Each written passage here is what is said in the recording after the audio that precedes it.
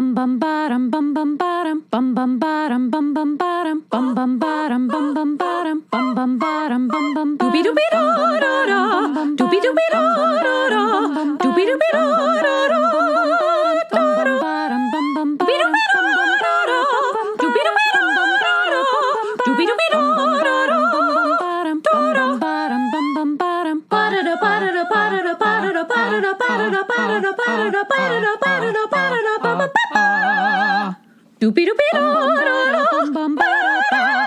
You are now in session with the Comic Book Couples Counseling Podcast. I'm Lisa Gullickson. Am I Brad Gullickson? Oh no, what if you weren't Brad Gullickson? Well, I'm Wolverine. And each month we evaluate a different iconic romance within the four-color realm. In this episode, we're skipping through the multiverse, experiencing the many outcomes that could have happened for Scott Summers and Jean Grey, as experienced in What If, Volume 2, Issue 60, The Wedding Album, written by Kurt Busiek and illustrated by Ron Randall and Art Nichols. And we're applying, like a placebo-powered salve, Gary Chapman's book, The 5 Love Languages, The Secret to Love That Lasts, to their relationship woes. I love this parallel universe where I'm in love in a relationship with Wolverine, and yet I still start a podcast. Like, that's some kind of universal constant. You don't think Wolverine would also want to start a podcast with you? What would it be about? It would be It Hurts Every Time with Logan and Lisa. Ooh, I like the alliteration. Logan and Lisa. No. Oh, no. Now I'm getting jealous of Logan. No, I'm truly Scott Summers.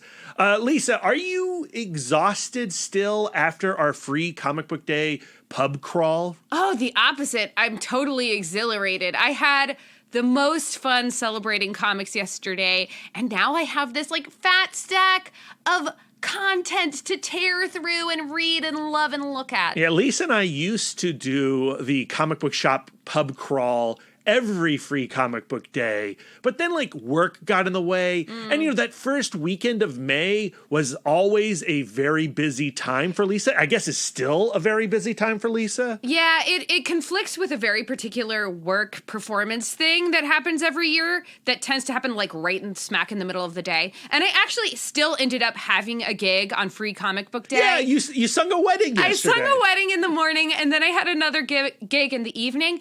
But then we had like 4 hours in between to really do some shopping. Yeah, so I drove Lisa to her first wedding to sing, and while she was there, I went over to the amazing comic shop in Fairfax, Virginia, across from George Mason University.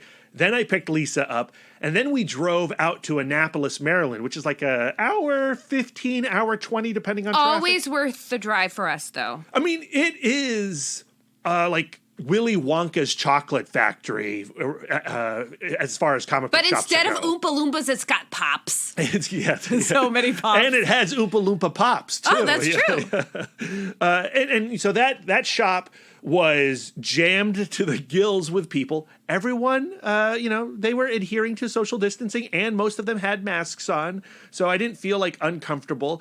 But like, I mean, it was just so thrilling to be in that shop with so much going on. Of course, they had the free comics, but they had sales and sales and sales, and we bought a lot. Which I don't think is required for local comic book stores on free comic book day to have sales, but it's nice. It is nice. It is nice. I think what's most important, and if you were following us on our Facebook page or on our Twitter page, we actually applied Gary Chapman's The 5 Love Languages to our free comic book day shopping experience because, you know, as we said in this little video that we did, which got like almost 6,000 views at this point, which is nuts. Weird. What we said in that video was that free comic book day is not a customer appreciation day. That's right. Every other day in your comic book shop is a customer appreciation day. Free Comic Book Day is about supporting and appreciating your local comic book store. So when you go to get free comics, you got to remember, they pay for those free comics. The publishers don't give the shops those free comics. They got to put money down. So when you're nabbing all your freebies, please make sure that you're buying comics. And most people seem to be doing that. I didn't see really anybody not walking away without taking a trip by the register. And I want to especially thank everybody who shared their hauls with us. Yes. It really makes it feel like a true, like, universal event for the larger comic book community family thing. Yeah, absolutely. And it's not even a national thing. It's a global thing. We had people in England sharing photos with us, actually all across the UK sharing photos with us. So like that, it does. We do connect that way on this day. It does feel like this massive celebration. And I did think like the free comics that we got, it was a good selection of books this year. And some real surprises. Like one of my favorites is Batman and Robin and Howard, the new Jeffrey Brown book that's coming out. Mm-hmm. They have a really cute single-issue freebie. Of course, the new title, The House of Slaughter, the Enter the House of Slaughter Free Comic Book Day. James Tynion, making a lot of news right now with Substack. Something is Killing the Children is one of the best comics out there, and House of Slaughter looks to be like a great comic book as well.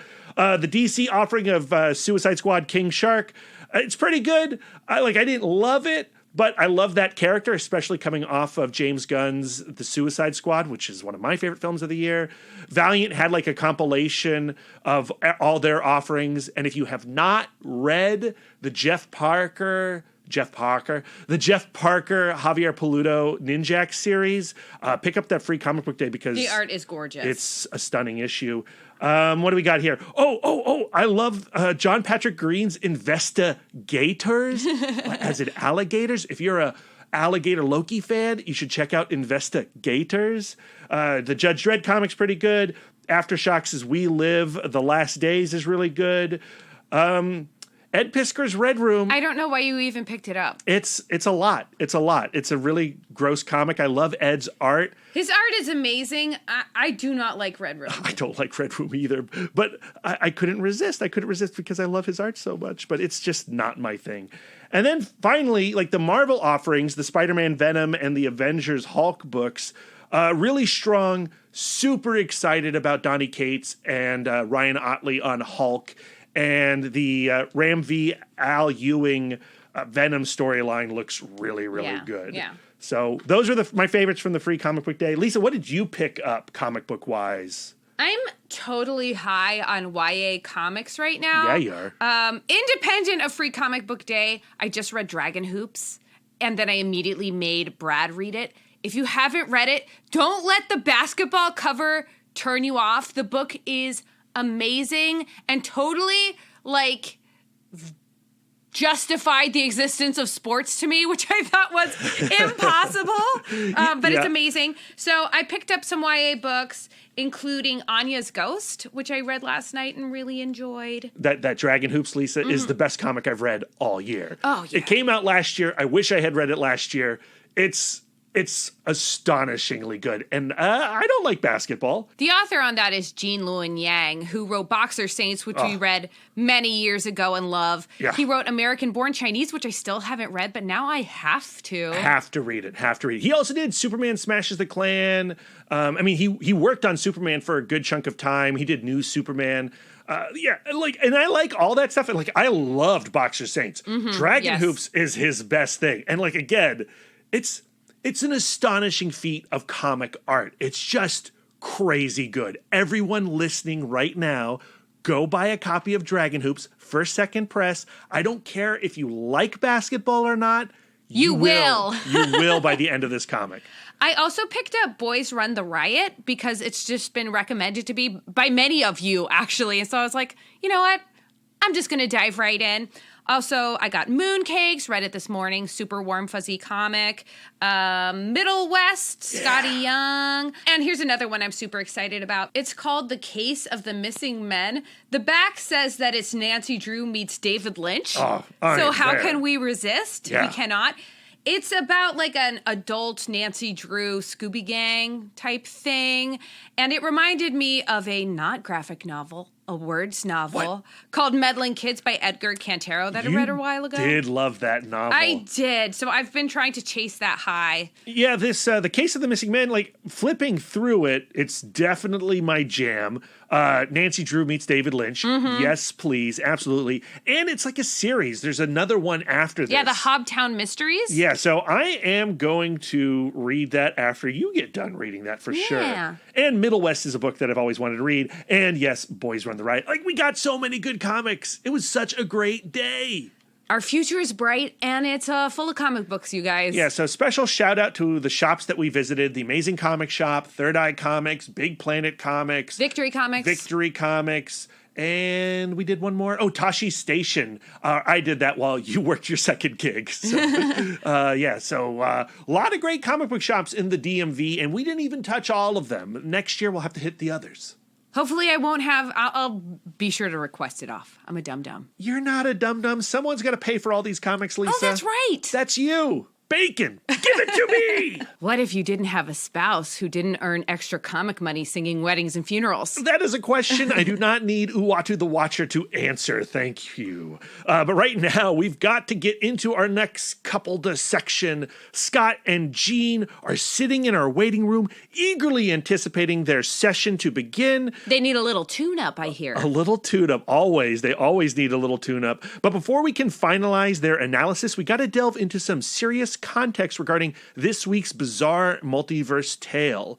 Now, as you may or may not know, we have covered Scott and Jean on this show before. In fact, they were the couple that kickstarted this podcast in December of 2018.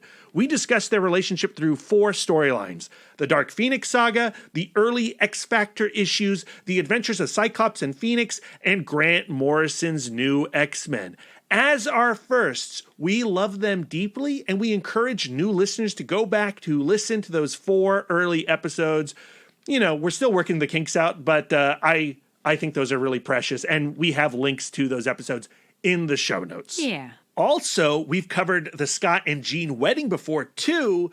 When we were dissecting Rogue and Remy's relationship, we did a bonus episode recorded while we were attending the Sundance Film Festival in 2020 before all this lockdown madness went down, and we discussed X-Men issue 30, and guess what? You'll find links to that episode in the show notes as well.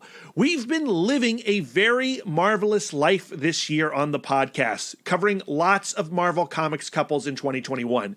I think a big part of that is how much fun we've been having with the Disney Plus shows. We've done One Pod Stand episodes on Tom King and Gabriel Walta's The Vision, the most recent Falcon and Winter Soldier miniseries, and last week we covered Loki's Everything Burns storyline. And now we've got another Disney Plus show, What If, to obsess over. We weren't originally planning to do another One Pod Stand centered on this series, but then it struck us, What If actually gives us a pretty unique opportunity to return to Scott Summers and Jean Grey through the What If Wedding album, which presents 3 separate realities where Scott and Jean's relationship travels down very different paths. What If is a comic book anthology series published by Marvel Comics whose stories explore how the Marvel Universe might have unfolded if key moments in its history had not occurred as they did in mainstream continuity. Since it debuted in 1977, there have been 13 separate series as well as the occasional standalone issues. The cosmic being known as Uatu the Watcher observes these variations from his base on Earth's moon and narrates the tales, offering comment while never interfering. Well, almost never interfering. Some early favorite storylines were, what if Spider-Man had joined the Fantastic Four? What if Gwen Stacy had lived? What if Conan the Barbarian were stranded in the 20th century? It's a fun concept, offering creators a chance to directly address fan speculation and even their complaints. Why didn't Scott and Jean get married earlier? Oh, we'll show you why through this wedding album issue right here. You think you know what's right for Scott and Jean? If things went your way, reader, everyone would be dead. Yeah, like there is this kind of like back and forth push and pull effect happening between writer and reader, almost like the writer is creating a backdoor justification for what originally happened in continuity. But for me, it feels like it's so transparent because they're only showing us like one timeline of infinite timelines. So I'm like, well, isn't there one where like they got married earlier and not everybody decided to leave the X-Men. Yeah, I mean, it is just one window, right? It's the one window that Uatu shows you. And if you go by how What If is explained in the recent cartoon series and the Loki show, every choice you make creates another universe. So, if you go left or right, that's a choice. But there are many ways you could go left. There are many ways you could go right. Like, you're making a bajillion choices every day. So there are a bajillion realities out there. And really the choice you're seeing here in this comic is the choice of its writer, right? Mm-hmm. It's a singular point of view. Well, it starts me thinking about, what are Uatu's motivations? Is it part of his job? He's supposed to be, this impartial guy, but there seems to be some motivation in him going hey, stay on your timeline. Yeah, and he's clearly talking to someone, and that someone is us. So why is he showing us this stuff, right? I don't know. It's a fascinating concept, and one created by former Marvel editor-in-chief Roy Thomas. After he stepped down from his editorial duties, Marvel kept him around as a fan-favorite writer, but Thomas did not want to dive into the deep waters of Marvel continuity. He just wanted to have fun, and What If was his answer. Now, his saga with What If is a fascinating and sometimes tumultuous journey. I'd highly recommend that all of you jump on over to Comics XF and give their recent interview with Roy Thomas a read. Yes, there's another link in the show notes. In that interview, he mentions how his love for alternate realities stemmed from things outside of comics, not just DC's Silver Age Earth 2, which, P.S., will factor greatly into our upcoming Green Arrow and Black Canary series. Thomas name-checks science fiction novels like Not This August by C.M. Kornbluth, The Sound of His Horn by John William Well, and The Man in the High Castle by Philip K. Dick, which recently had a really great television adaptation that you should all check out. And while we're plugging other content from CBCC Friends, if you're in a What If obsessive kind of mood, we'd also suggest checking out the new podcast Dear Watchers, done by hosts Rob and Guido. They have an awesome chemistry, and they really highlight the joy and history behind these nutso What If comics. Their latest episode on What If the Scarlet Witch and Vision were together in 50 years should very much speak to Comic Book Couples Counseling listeners. It's a lot of fun. So yeah, Scott and Jean getting married in X-Men number 30 was a pretty huge deal for a lot of readers at the time, which is March of 1994. The will they, won't they dynamic had reached its limit, which is a big LOL considering where their relationship goes from there. So many more ups and downs, friends. Again, see new X-Men. Damn you, Grant Morrison. Fist shake. Scott and Jean get hitched, and it was a major Marvel Comics event celebrated throughout the direct market with fabricated invitations and everything. As I talked about in those early CBCC episodes, Scott and Jean's romance was tied very much to my pubescence. Ew. And I was deeply invested in them making it work. X-Men 30 felt like a validation of so much pent-up teenage hormones. Gross, Lisa, I know, I'm very sorry.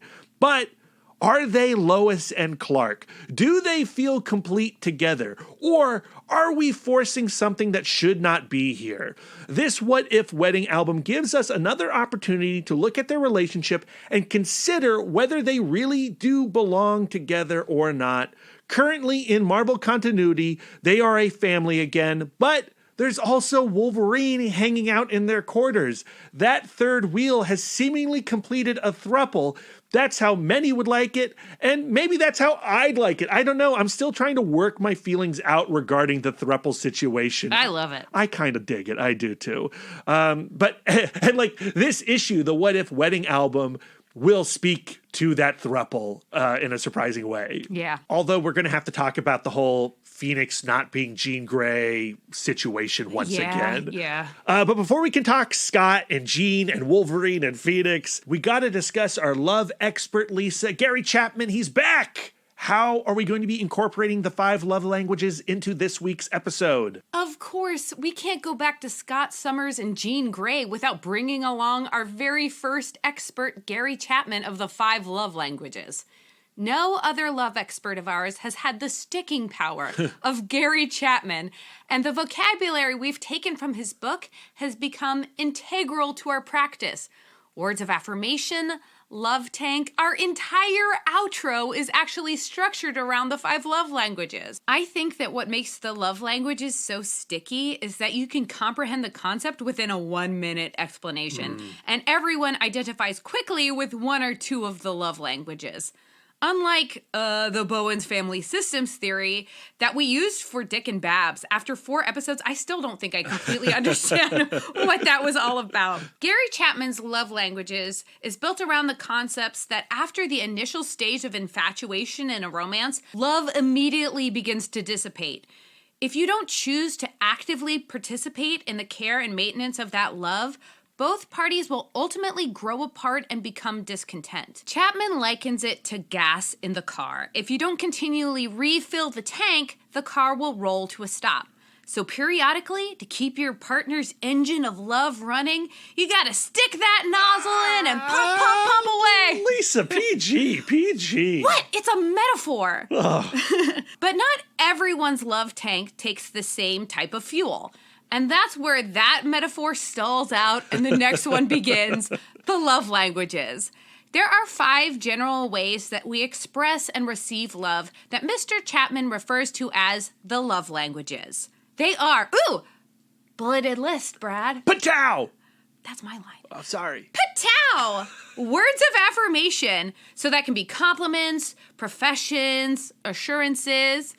Patow! Physical touch, which can be sexy time, cuddling, hand-holding, smoochies, nuzzles. I like those. Patow! Gifts. This is often looked at as the shallowest of the love languages, but the gifts can be literally anything. They're just little physical monuments of love. They can be a diamond tennis bracelet or just a shiny rock that made you think of your loved one. Patow! Acts of service, favors, gestures of care and help. And the last one is patow. Quality time. Times where you are fully present with your person, free of distractions, thinking purely of each other. I love the love languages almost as much as I love a bulleted list. Patow. Patow, indeed. I really do love the love languages. I think like the vocabulary, as you say, is very helpful. And I think we all kind of participate in those love languages at one point or another anyway. But people tend to identify greatest with 1 or 2 of these love languages, which leads to like fluency in those love languages. For example, Brad and I actually share our primary love language. Both of us are words of affirmation, as our regular listeners know. My secondary love language is acts of service, while Brad's is physical touch. We compliment each other and ask each other for assurances all of the time. We are also one of those couples that says I love you several times a day. I know, it's saccharine. Brad also fills my love tank by doing acts of service. Like when I get up in the morning and I see that the dishes are done, it's like extra satisfying to me. Yeah, and when you don't see them done, it's like you don't love me anymore. Yeah, I hear you. And how I fulfill Brad's secondary love language of physical touch is private, you guys. Some stuff has to stay in the love nest. Yeah, that's for our OnlyFans. Oh, my. After the course of our first 4 sessions with Scott and Jean, we found that Scott and Jean had different love languages. Scott Summers is act of service, and Jean is bilingual. She is quality time and physical touch. Their contrasting love languages actually lead to a lot of tension and misunderstanding in their relationship because without knowledge of the love languages, individuals tend to show their love in the way that they'd like to receive love. This is particularly challenging for Scott because Jean is an Omega level mutant, so powerful that she doesn't really need any acts of service from him, and he can become completely tongue-tied love language-wise. We witnessed Jean asking him to just be with her in the moment, but he had a difficult time giving her that quality time because he was always so distracted thinking about the ways that he could be of service. Scott put a lot of energy into trying to do acts of service to prove his love to her in a way that he understood. But Jean didn't really interpret it as love as much as they're spooning in a remote desert with no other X-Men around. Right. The idea is, by understanding your partner's love language, you can be more adept at showing them your love in a way that they can feel seen and truly appreciate and better fill their love tank. You can also ask for love in a way that helps you feel seen and heard. Brad and I quickly discovered that the love languages could also be used for evil because in the Dark Phoenix saga, Mastermind was able to manipulate Jean through her love languages by posing as Jason Wingard, physically, psychically infiltrating her mind and sweeping her off her corset. He gave her that quality time and physical touch her love tank was aching for that Scott was failing to give her. Some of my very favorite comics, that Black Queen stuff. Yeah, me too. I love it. It's cheesy, but I love it. So good. Though we embrace the concepts of the love languages, there were aspects of Gary Chapman's book, The 5 Love Languages, that we found problematic. Not so good. First, there was no acknowledgement that romantic relationships exist beyond the heterosexual, so many will feel underrepresented by this book. Secondly, he believed that the love languages could save any relationship, so there is no reason for any marriage to separate ever, and that fulfilling, loving relationships could come from essentially any two people, even without that initial falling in love stage. Brad and I are huge advocates for breaking up when you're not in love with someone, especially when a relationship is toxic and negatively impacting your mental well-being. Yeah. Toward the end of the book, Gary Chapman used an example of one of his successes, I'm using quotation marks, where he advised a wife to lie back and take the physical affection of her husband despite not feeling attracted to him anymore because he was verbally abusive to her. So we can just throw this book out then, Lisa. Yeah, I mean, it's really some garbage stuff in this book. Yeah, super gross. But the languages really did speak to us, and we've continued to embrace them because they did give us that vocabulary. So how we have justified this in our mind is that we are taking the concept but leaving the book and leaving Gary Chapman in the dust. Yeah. Good idea, terrible person, perhaps. Yeah.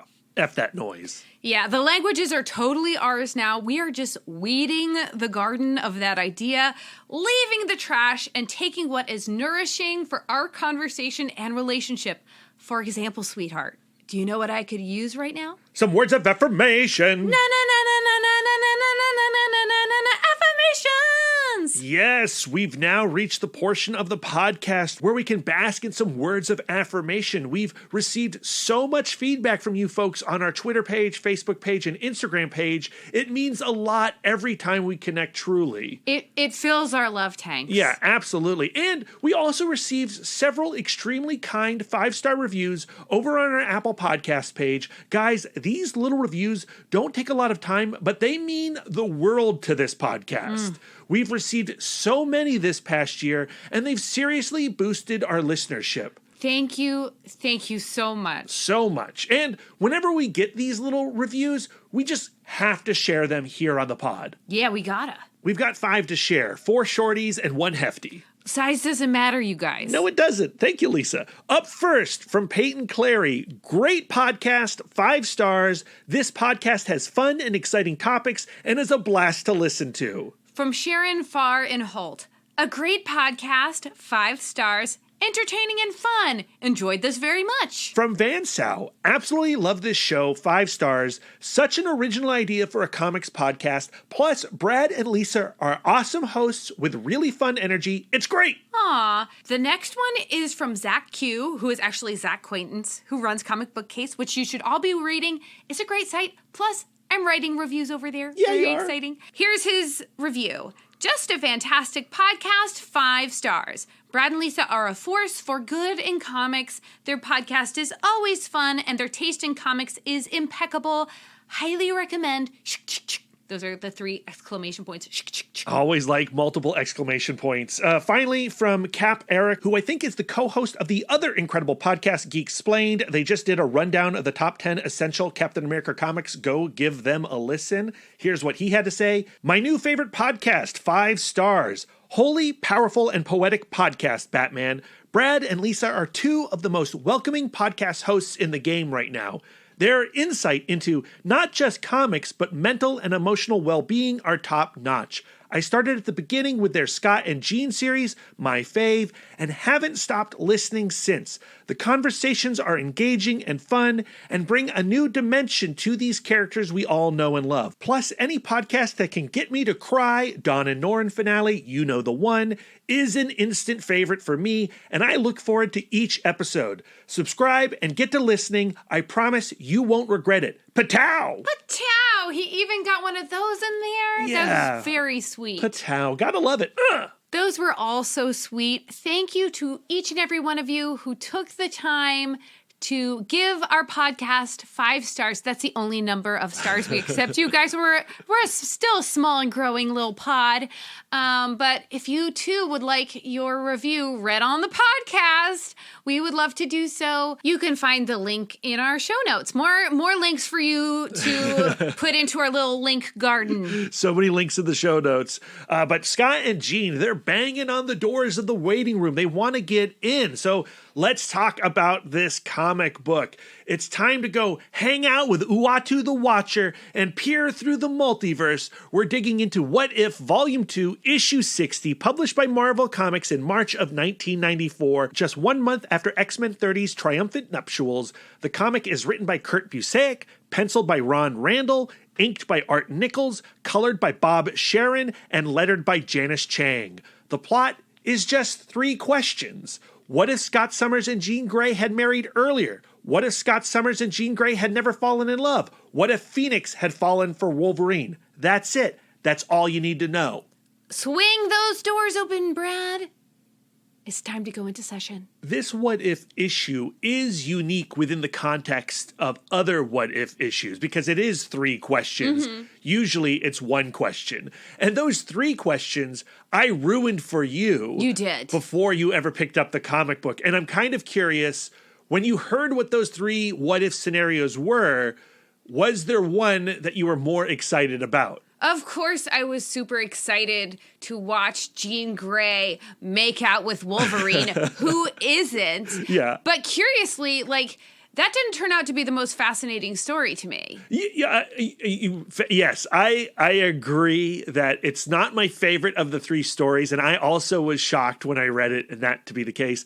It still contains my favorite image from the entire comic, because that splash page where it says, what if Phoenix had fallen for Wolverine, that image, which serves as the image for this episode, that's so good. The expression on Jean's face. So good. Her hand is in Wolverine's cookie jar. Yeah, and the panel that comes before that one of Scott opening the door and being in total shock.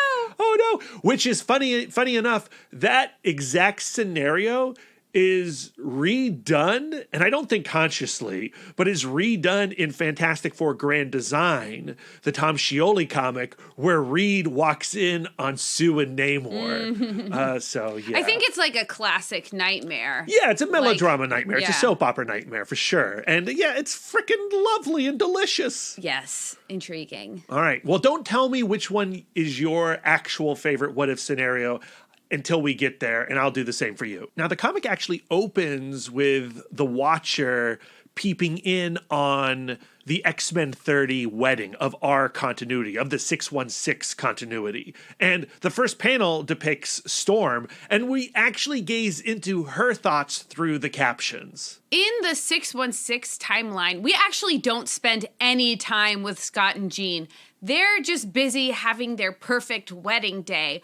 All of these what-if scenarios are actually being proposed by the guests that I guess are just stand-in for us. Yeah. Who have been going well, it's about time these two have gotten married, or I really wish she did end up with Wolverine. And they're talking about how, like, this needs to be a perfect day, and that's why the comic starts with Storm. She's out there making sure that the weather behaves for Scott and Jean. I always wonder, though, like, when she's, like, changing the weather, like, does it just screw up all of the atmosphere around that little bubble? Well, I think about people like us, right, who have migraines based on pressure. So, like, she's making a perfect day for Scott and Jean, but she's, like, destroying some poor mortal's brains down below. Oh, yeah. I never thought about that. But these first 2 pages are really doing the heavy lifting of Marvel editorial saying, like, you've waited a long time for Scott and Jean to come together. We agree with you. This is an OTP situation. This is our Lois and Clark, right?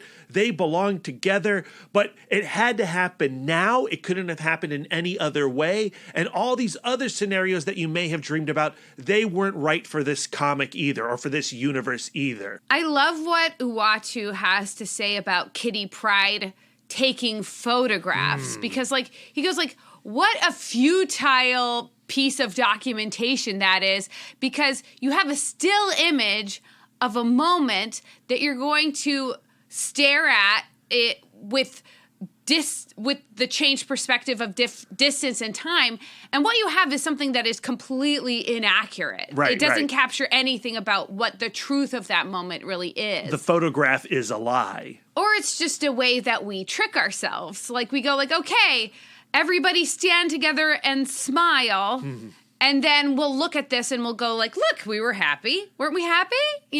A lot of what Uatu was actually saying really resonated with me. This idea that inevitability is actually an illusion, just like the photograph. He says, the twisted skeins of fate and chance are far more delicate than you can imagine. So the idea of, like, well, if you change one element of the past, you would end up with a present you don't even recognize. Right. But what is weird to me about the What If Wedding album is that the 3 scenarios that they do present are all scenarios in which things are not as good as the scenario that we're getting in the 616. Well, that's what makes me, like, question Uatu. Because I think what Uatu... Because...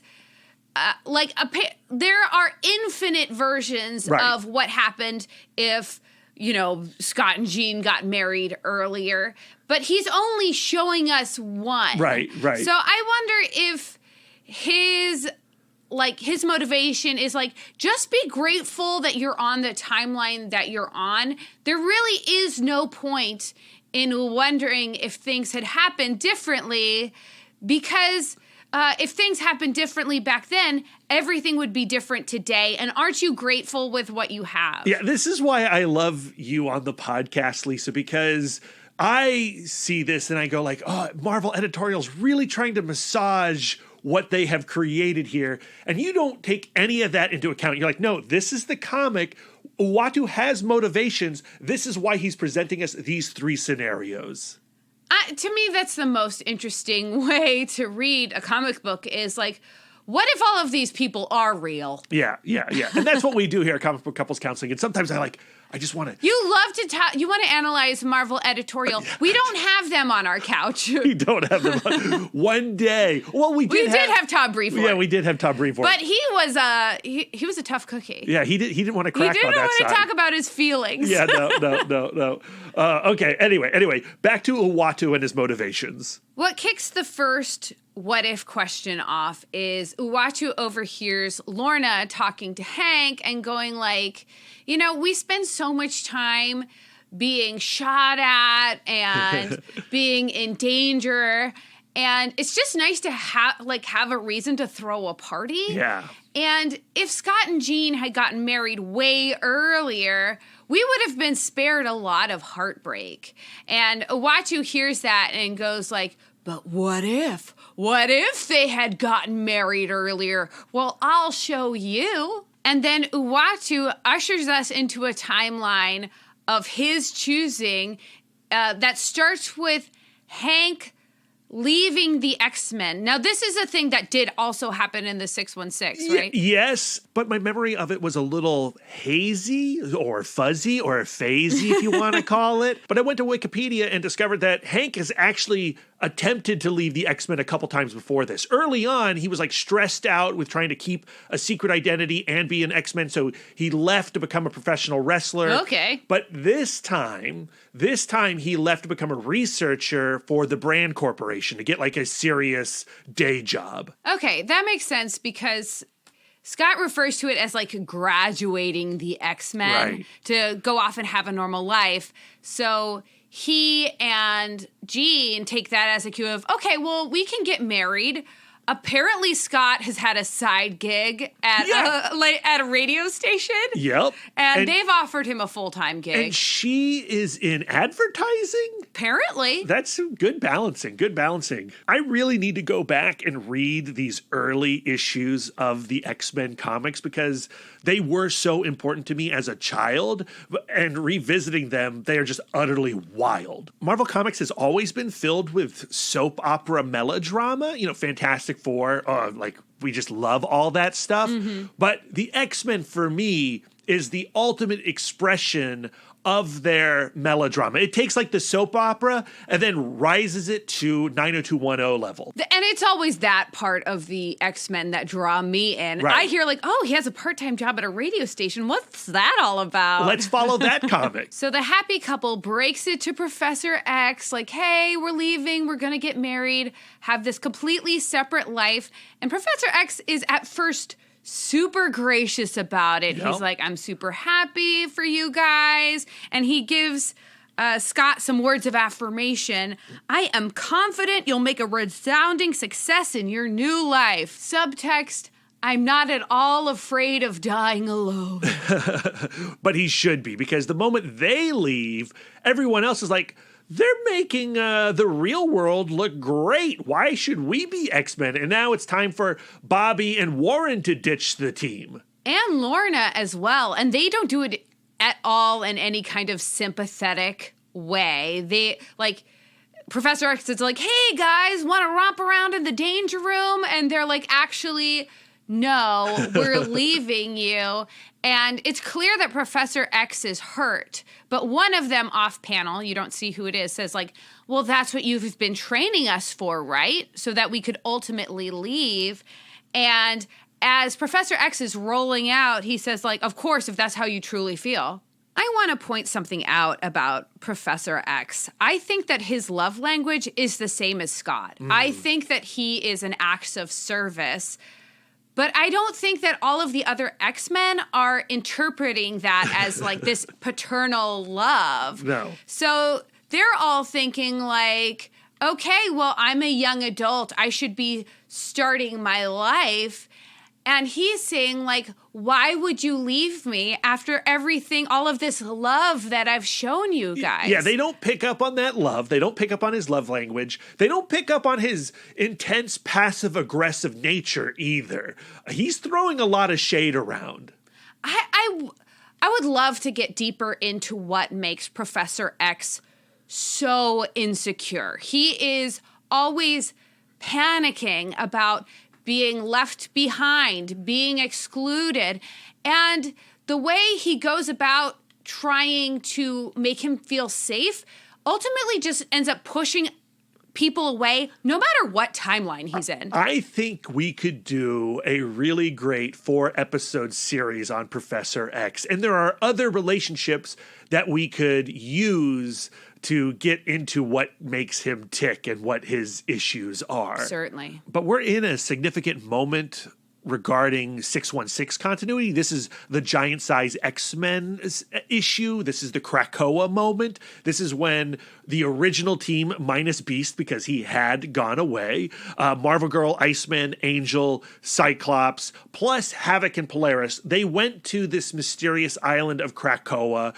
Something went down, and Cyclops escapes. Mm-hmm. And when he gets back to Professor X, that's when Professor X is like, we need need a new team to go rescue our old buds. And that's when Nightcrawler, Storm, Colossus, Thunderbird, Wolverine, and Sunfire, plus like Banshee, become the new X-Men. And they go back and then they discover that Krakoa is this living island. And then Polaris like shoots Krakoa into space. The end, happy-go-lucky. But because the original team never goes on that first mission, they're not the ones that get trapped by Krakoa, right? So Professor X forms this new X-Men team a little earlier, and these new recruits, they go to Krakoa and they're captured. And because they're so green, Professor X is with them. Right. So it was Krakoa that actually sent Cyclops back to trick Charles Xavier into sending him more mutants. Yeah, more food. To feed on. But because he's got Professor X, Krakoa has no choice but to go on the move, and Krakoa attacks Tokyo. And what I love about that is Krakoa doesn't take over the world. The Avengers are still the Avengers, and they team up with Sunfire in Tokyo, and they take down Krakoa. However, we learn that that first X-Men team, this new X-Men team, are all devoured by Krakoa. Including Professor X. And so because Scott and Jean got married a little earlier, they caused the death of Charles and everyone else, all the other X-Men. But what I find fascinating is that while all of this Krakoa stuff was brewing, all of the X-Men who had left the team were thriving and doing really good work. Warren Worthington at Angel, at his corporation, had started best hiring practices to hire mutants and non-mutants equally. Right, so they are fulfilling Charles's dream better than he was doing with his military unit of the X-Men. Scott and Jean, I guess through their combined powers of public radio and advertising, become super successful and famous and go on Johnny Carson, where they are also advocating for mutant rights. And they have an infant named Charles that they love and doesn't seem to exist in any other timeline and wouldn't have happened otherwise. Right. So what I want to do is, Uatu, can we just hang out here for a bit? I know it's real sad that these X-Men are all dead and Professor X is no more, but it seems like everything else on the planet's going pretty great. And Krakoa never actually reaches Tokyo. Moondragon and the Avengers took care of it. Yeah, they do their job. But this story does end with Scott and Jean having that nagging question of, if we had been part of the X-Men, would Charles Xavier still be alive? And they both end up going like, well, we have no idea. Like, this is the timeline that we're on. Yeah, this is our path. This is what we got. We deal with what we're dealt. Actually, this is interesting. Bobby goes like, Professor X wouldn't have wanted us to stay in the X-Men out of fear of what was going to happen to him. And the way that ends, Bobby, would be like, he wanted us to stay out of love for him. And now he's died surrounded by a green team that was not ready to take care of themselves. This ending must be particularly torturous for Scott, who goes like, the way I love is to be of service. Right. And I was not able to help in this situation. Right. Therefore, I didn't love Charles enough. And I think that's why, the biggest panel on that ending of that story is focused on Scott's forlorn expression. And I would imagine if we were to continue down this timeline to see what Scott did after this, he is going to be beating himself up for not being there to save Charles, and he probably will end up destroying his marriage and his relationship with baby Charles. Oh my goodness, that is painful but true. That is so true. That is what Scott does. And then our omnipotent narrator comes back in and says like, well, that's just one of the timelines of how things could have turned out. Which to me goes like, well, show us another one, friend. Show us the one where Scott and Jean get married earlier, But they stay in the X-Men. Nope, that's not what you're going to get. You're going to get what if Scott Summers went full incel? Yes. This is the story that I found super intriguing. Yeah, say it's my favorite of the three. Yeah, and it starts with the rudest thing guests at a wedding could do. During the actual ceremony, back in the 616 timeline, Scott and Jean's wedding, Kurt leans over to Warren and goes like, this must feel like crap for you because you were totally hard for Jean. And Warren's like, what could I do? Yeah. And that is in the spirit of the original 616. Like, Warren was one of the potential boyfriends of Jean Grey in those early issues. Of course, because she was the only chick. Right. Eventually Polaris came around. And Lisa, we can't forget about Candy Southern, Warren's true love. She looked totally banging in a bathing suit. Those construction workers in the Dark Phoenix saga sure thought so. Distracted. Yeah, they were super distracted. Okay, all right. What if Scott Summers and Jean Grey had never fallen in love at all? Oh, I forgot to mention something that I found really interesting. The actual thing that sets off Uatu is that Warren says, like, what could I do? Scott and Jean were meant to be. And Uatu comes in and goes, like, there's no such thing really as meant to be. It is not a universal constant that Scott and Jean end up together. Like, it's just like, in this set of circumstances, it's what happened. Right. And so now I'm going to show you a story where they don't get together and everything is wonderful. And, oh yeah, it goes super smooth. Super smooth. Just like Warren Worthington's charisma. No, just like his opening line, like, what's your power, lady, making a man's heart beat faster? And like, what does not connect Scott and Jean in this reality is that Scott can't get out of his wallflower nature. He just glues himself to the side of this team and never really gets noticed by Jean Grey.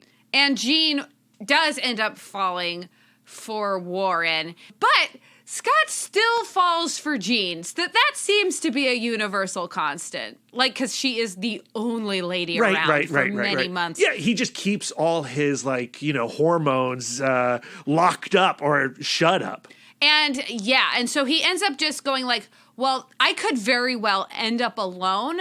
So if I can't have a lady, if I can't have Jean Grey, I'm going to have the X-Men. And he throws himself fully into his work. And he succeeds in a degree that the first Scott didn't. He leads the charge against the Brotherhood of Evil Mutants. He finds them at Santa Marco. He leads the attack with Professor X and everybody else. The problem is, because he is still infatuated with Jean Grey, he's distracted by their flirty nature between Warren and Jean. And while he's distracted, he doesn't notice that a door up ahead is booby-trapped, and the Beast runs to go get to that door. But Professor X goes like, hold up, something's wrong. And then Professor X throws himself. Somehow he has the ability to fly out of his chair. I imagine that it's just pure core strength. Professor X's legs don't work, but underneath that top, he is ripped. Yeah, and so he propels using his arms. Pilates. Yeah, and then he goes right into the door. The door explodes, and guess what? Professor X, not dead, gravely injured. And his mental powers are knocked out. So the next time we see him and Cyclops is next to his hospital bed, promising to redouble his efforts. And he actually turns down an opportunity to hang out with Bobby and the gang so he can focus on finding Magneto again. Which he does because Cyclops is good at his job. But what ends up happening is that he ends up in this perilous spot and Warren has to save him, and then he's a complete a-hole about it. Well, yeah. So after the mission, Scott goes to Professor X to give his full report, and Professor X is like, no need, I actually lied about having my powers knocked out, and I was spying on you with my psychic powers the whole time. Yeah. Don't worry, it was a test, and you passed. But of course, Cyclops is furious. Right. And that sends him back to Magneto, or really it sends him back to Quicksilver and Scarlet Witch, who recruit him to join the Brotherhood of Evil Mutants. That's not how it happens. So Cyclops goes into this complete rage, and he becomes completely self-absorbed and further withdrawn. Apparently, Professor X has a conference or something to go to. And so instead of leaving cray-cray Cyclops in charge, he leaves Hank in charge. Right. And Cyclops is furious. Super hurt. Yeah. He feels unloved because he's been specifically asked not to help. Yeah. And so, then he gets recruited into the Brotherhood of the Evil Mutants. And I want to read that comic. I want to keep going with this story. Don't worry, because Cyclops ends up going completely psycho-evil in the 616 as well. So just hang around, and Cyclops is bound to turn bad at some point. That's true. But, I do think that this version of evil Cyclops is different from, the AVX Cyclops or the Age of Apocalypse Cyclops or even, the revolutionary, Brian Michael Bendis Uncanny X-Men Cyclops. But the way that they recruit him appeals to his love language, because he's approached by Scarlet Witch, who says, I see a kindred soul in you. I see a fellow outsider. And we want the same thing. We just want justice for the mutants, the justice that they deserve. And the X-Men have asked you not to be of service. Right. And we see how useful you are, how smart you are. Yeah, and I do think that this version of Scarlet Witch could fulfill all the things that Jean Grey did for him back in the 616 timeline at this point in time. Does that make sense? Yeah, it does make sense. But Magneto ends up screwing him over way sooner, apparently, in this timeline. But at that point, it's already too late. Yeah. So I don't know. I loved this story, and I was sad that it ended. But I was also happy because now we move into the most tantalizing question: what if Phoenix had fallen for Wolverine? So Wolverine at the reception is conspicuously absent. Turns out he's off in the nearby woods sulking. If Warren had a thing for Jean Grey, Logan has what's more than a thing, Lisa? He has that kind of unrequited poet love. It's an obsession. It's like an aching, burning, angry love. He for also Jean. joined the team later. Yeah. Where Warren, it was a while ago. Those wounds have had a chance to... Yeah, that's true. kind of heal over. Where Wolverine is still it's all pretty fresh. Yeah. In Marvel comic book time, Logan has probably only been on the X-Men team for maybe a decade, maybe 5 years. So yeah, it's a fresh wound. It's a fresh hurt that he is carrying. It is further complicated by the fact that this what if scenario takes place pre-Dark Phoenix saga, but this is Phoenix, not Jean Grey, technically. I always kind of conveniently forget that fact because Phoenix had copied Jean Grey over so completely that Phoenix even had a hard time remembering that she was not Jean Grey. Yeah, and the whole Phoenix not being Jean Grey thing sort of was retconned in those early issues of X Factor. Not canon for me. And not canon for me either. When I read Dark Phoenix Saga, Phoenix is Jean Grey is Phoenix. And being reminded of the fact that that's not the case in this issue just chaps my butt.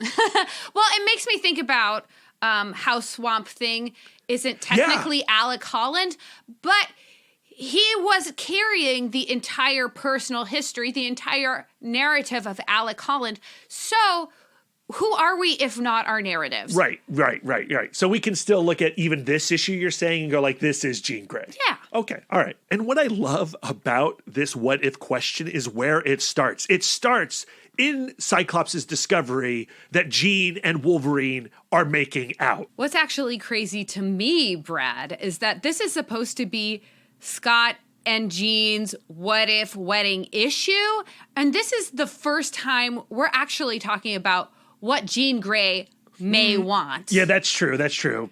So her love language is quality time and physical touch. So the way this goes down totally makes sense to me, because the reason Scott is looking for her is because there's some kind of strategy conference going on. Yeah, there's a team meeting and she's not present. And so I'm sure her love tank from time to time got a little empty waiting around for quality time with the Golden Boy. And we saw that in our discussion of the Dark Phoenix saga in our first episode. Absolutely. So now there's Logan, who has needs of his own. He has love tank issues of his own, and they find each other available for some of that quality time, physical touch, and boom, they're making out in front of Scott. They're not making out in front of Scott. They just didn't lock the door. Why don't you lock the door? I don't know. I mean, with Professor X having probably built this building, I'm sure that none of the doors have locks. He wants access at all times. That's right. To your outsides and your insides. Oh, no. No, Lisa. Now, we know from previous episodes that Wolverine's love language is actually words of affirmation that he doesn't get very often because of his tough exterior. So when Jean breaks it to Scott, like, ever since I got this Phoenix situation going on, I just need to be a wild woman. I can't explain it. But we've got to break up. What Wolverine says is, looks like the better man won. Right. So, I mean, he's getting those words of affirmation from Jean because of his nature. And also his love tank is empty. So he's trying to affirm himself by comparing himself to Scott. Yeah. In this competition, I deserve the affirmation because I'm the winner. And, I love this question. I was so excited to get to this what if.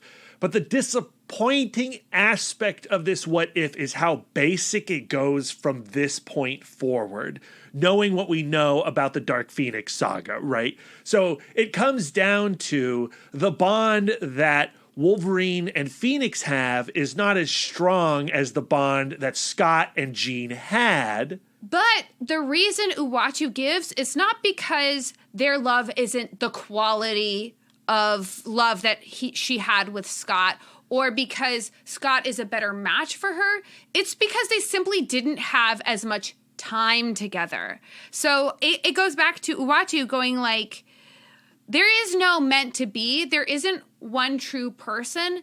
It's just that the timing of Logan and Jean's relationship was not perfect to avoid Phoenix destroying the entire universe. Yeah. I mean, this is the most cataclysmic what if, because it means that not only is it bad for Scott and Jean and all the X-Men, it's bad for you and me, the reader, or whoever's populating this universe. But I think it's a way of kind of having your Logan cake and eating it too, because it doesn't say like, Logan and Jean, bad match, never would have worked. Like, that's not what Uatu is saying. Uatu is saying, like, they would have made a lovely couple. They loved each other very much. The timing would have been completely off. So is there a what-if multiverse branch where they didn't hook up right before the Dark Phoenix saga, that they waited a little bit longer, got that all taken care of? Well, but then Jean goes away for a while, or Phoenix goes away for a while. So, how do we get... I mean, Jean and Logan, they get a little hot and heavy during the Grant Morrison stuff. We revisit that. Mm-hmm. The comic does revisit this relationship periodically. That would be a great series of episodes. 4 episodes on Logan and Jean. Oh, absolutely. I mean, we're going to get around to it. Yeah, and if we do that, we got to do Scott and Emma, right? And that's not going to infuriate some of our listeners. I mean, we definitely had some, what's the opposite of words of affirmation? Words of derision during our episode 4. We didn't Team take Schema. it. We didn't take it personally, you guys. No, never. A little bit. But while I don't love this What If segment as much as the other two, this one does deliver some hilarious and gloriously pathetic panels featuring Scott in the foreground, observing in the distance Logan and Jean snuggling or kissing and things like that. I wonder if Jean actually finds her relationship with Wolverine more satisfying in the moment, just because Scott tends to be like all business. Like when he's with his X-Men, he wants to seem emotionally available to everyone. And Wolverine loves PDA. Yeah, and I think so does Jean. Yeah. So I'm sure that they are off in their corner having their little bliss moment in a way that she and Scott never really got to have. And it's killing Scott. So like you see this like just big stern frown on these foreground panels of Scott trying to ignore the lust that is behind him and in front of him and all around him. It's got to be agonizing. I mean, everybody has had that experience of having like some kind of torturous crush. Yeah. And it's a horrible feeling. And I'm sure that it's only like magnified by the fact that they're also co-workers and kind of family members because of the X-Men situation. Yeah. So, I would say to Scott, you got to get out of the X-Mansion once you make this discovery. Go. Yeah. They're all where they are because of a series of choices that led to that moment. Like, what if Jean Grey was like, you know what? I'm not really going to tell people about my mind reading thing. I'm just going to keep this to myself and lead a normal life. Where would Scott be then? Because in each of one of these timelines, either he's with Jean or he's pining after Jean. And maybe, like, if Jean wasn't there, he would be with someone else and really happy and fulfilled. Yeah. And her too, right? Like, what if, man? Yeah, what if? I loved revisiting Scott and Jean for this episode because they are my like original crush couple. OTP, yeah. They're my OG OTP. Because of that, I want to on this podcast revisit them periodically, whether that is through Logan and Jean episodes or Scott and Emma episodes. But we only covered 4 storylines with Scott and Jean. I think in a year, 2 years, whenever, we can come back and have more conversations around Scott and Jean. There are so many stories there. And we need to get into the Krakoa era of X-Men on this podcast. We really haven't done that at all. Absolutely, yeah. But Lisa, getting back to the question of whether or not Scott and Jean belong together as a couple, or better yet, do you prefer them as a couple the way that I do Lois and Clark or Peter and Mary Jane? I do like Scott and Jean together. And to me, it makes a lot of narrative sense that their relationship is constantly strained because unlike Lois and Clark and Peter and MJ, Scott and Jean are so rarely just those two. Right. They have all of the other personalities of the X-Men to contend with.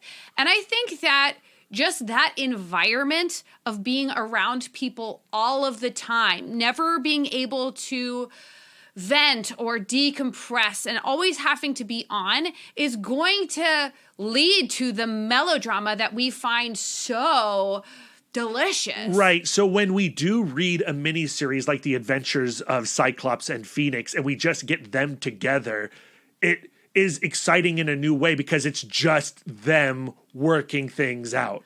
And when they're alone and everything is going great, they really do find fulfilling relationships with each other. It's like when we get us at our worst, we can, if you took a snapshot of us at each other's throats over some weird thing just because there's like a weird energy and all of a sudden both of us are crying. Sure. Like, people could look at that snapshot and go like, I don't see how this couple makes it work. Do Brad and Lisa really belong together? Right. To me, there is an element to Scott and Jean's relationship that I think you're alluding to, which is the will they, won't they, that is baked into their narrative and the way that the publisher, the editors, the writers want to present the tension of that relationship that sometimes percolates in, Peter and MJ. I mean, one more day, right? But also in Superman and Lois, drama is important, but ultimately when we reset on those relationships, they come back together. And we have recently reset on Scott and Jean in the Krakoa years, and they are together, but also now with possibly Wolverine as their throuple. Yeah. Like what complicates the question for me is because in real life, I don't actually believe in a one true pair and in a one true love. Whomever you choose to be with is the person that you are rounding up to one. If I may steal something from Dan Savage in his podcast, The Savage Love Cast. Like, I do think that there are alternate timelines where I didn't choose to go work at Barnes & Noble. And I ended up, falling in love with someone from graduate school. Yeah, and I stayed in L.A. and I found somebody out there. And we're tremendously successful and we're totally thin and fit.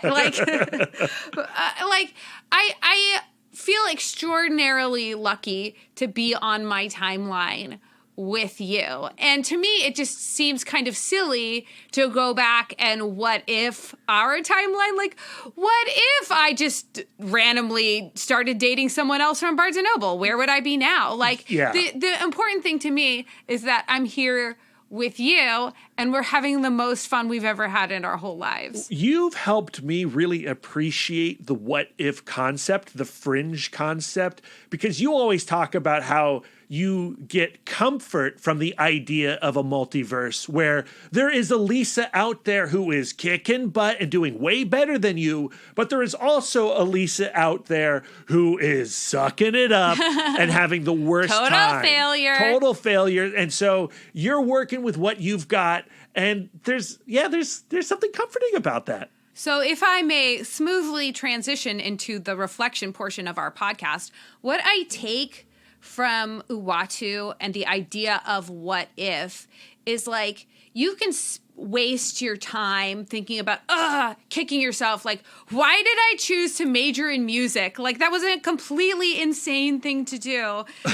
and because the answer to any of those what if questions that plague us, it's you have actually no idea. Right. What would have happened if you made different choices? Right. Literally the only... and you don't know what's going to happen in the future either. So there's no point in worrying about what's down the road for you. The only thing you have control over, if I may reference our Loki episode, is you're holding the Twilight pen and you're writing your narrative right now. So why not be present and make choices where you can? And stepping out onto that court, not knowing what the ending result is going to be, is a courageous act. To yet again reference Jean Lewin Yang's Dragon Hoops. Ooh, we are having a real full circle moment right now. Everybody read this comic, because there, throughout that book, you have these moments where we get a panel of somebody stepping out onto a court, like a basketball court, or into a classroom, or onto a street,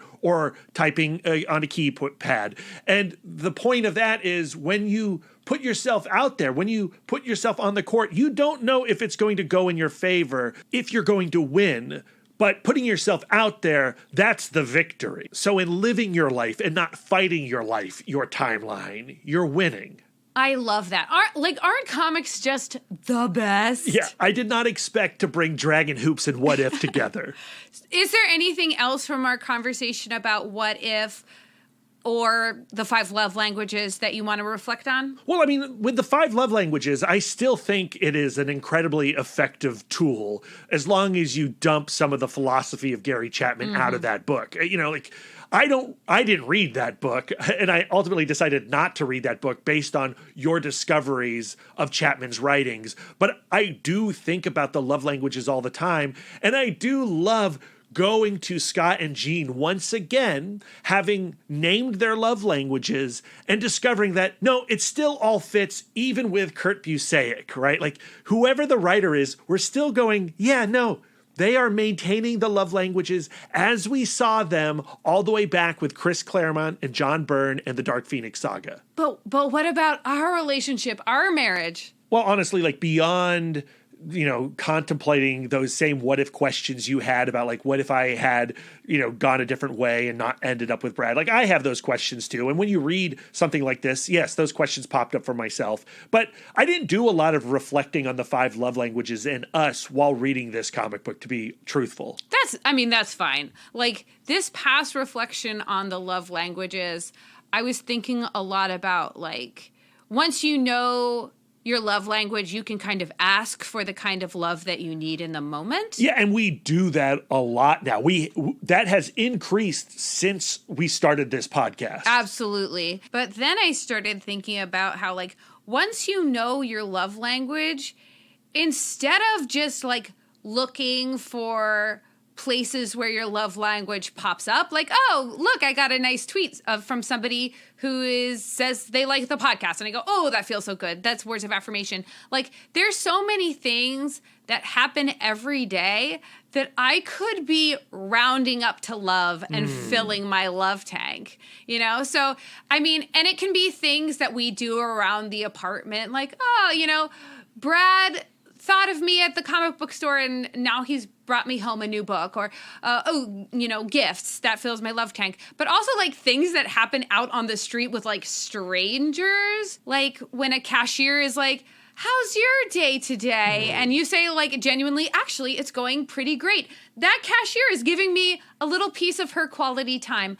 I'm rounding that up to love. Yeah, I love that. I love that. So in actuality, we're walking around feeling lonely and feeling crabby because our love tank is at half full. But we're actually surrounded by love all of the time. And so you have to get proactive about witnessing these small acts of love around us from strangers. Yeah, and from the people you love, just from everywhere. Like, you turn on the TV and there's, like, a really great episode of Marvel's What If, and yeah, it wasn't specifically made for you, but somebody made it for people like you. Round that up to love. Oh yeah, I love it. I love it. But you're not going to see and witness and receive all of that love if you're looking at your past choices and asking that question, what if? What if I had done something differently? What if that kid in my class looked at me differently? Like,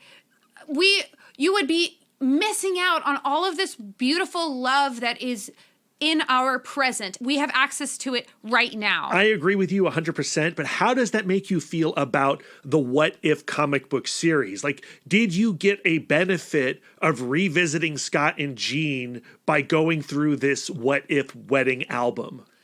I'm not a flight of fancy person. Like, if it's like, if it doesn't have something to do with the continuity I am living in, like, I'm just like, why does this exist? So okay. I do empathize with the satisfaction of getting to write a what if story. Yeah. Where it's just like, if I was the writer and somebody's like, well, if, Jean and Scott got married earlier, none of this would have happened. And then you go like, oh yeah, I'm going to show you. But, or like I don't see why there aren't what if, and maybe there are, so please correct me on the Twitters kindly. Like, if there are what if stories where, like, let's say Jean and Logan got together and actually things turned out really great and they had some kids and the kids turned out fine. Yeah, I do want to go back and read some What If. The Dear Watchers podcast has helped me with this as well, because I do like the concept of fringe realities and multiverses, and I love what's going on right now with the MCU and with What If. I think there's a lot of narratively rich potential there.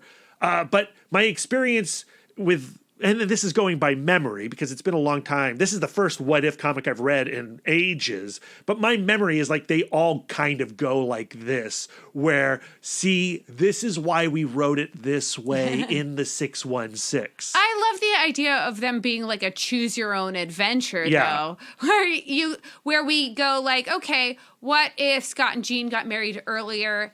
And then the story keeps going. Yeah. Like, we lost the whole generation of X-Men after them, but after that, Scott and Jean goes like, we have to take some time out of our radio and advertising careers to and be heroes or whatever. The Wedding Album is a weird entry in What If because it presents us with 3 scenarios, and even though it is an extra long issue, it gives a short shrift to those 3 episodes, so that I kind of would like an issue for each one, and maybe if I had a whole issue on what if they had married earlier, a whole issue on what if they had never fallen in love, and a whole issue on what if Phoenix and Wolverine had hooked up, it might be a little more satisfying than what we got. I'm not saying I wasn't satisfied exactly. I'm just saying, like, do I want to then tear through a whole bunch of Marvel what ifs? Not necessarily. Well, that's fine. I think I am going to do that.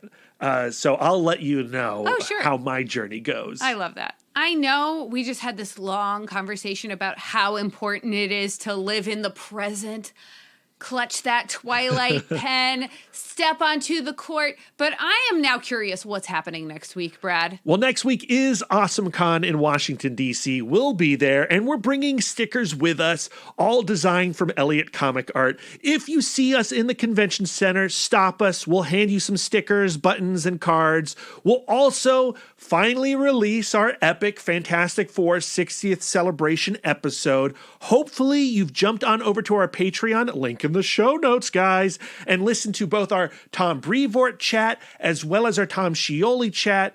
And we've taken some of the elements from that and we've interlocked it and connected them into this big, epic, like we said, NPR-like episode. Yeah, it's an essay style. It's an essay-styled episode. Very excited about it. Also a little nervous about putting it all together. In addition to both Tom Brevoort and Tom Scioli, we also have Daniel Warren Johnson, Pete Dorey, Clay McLeod Chapman, and more on that episode. And then after that, we're jumping back to the DC Comics universe. My God, it's been so long since we've talked DC. We're joining a podcast event called Unite the Seven, which features various podcasts across the internet celebrating certain Justice League members. The participating podcasts are The Oblivion Bar, The Short Box, First Issue Club, The Wednesday Pull List, The Effin' Nerds Podcast, Comic Book Keepers, and us. And the Justice League member we'll be discussing is John Johns, the Martian Manhunter, and we'll be talking about them as seen through the comic book maxi series written by Steve Orlando and illustrated by Riley Rosmo. We'll be getting into Martian Manhunter's relationship with his dearly departed wife, Mariah.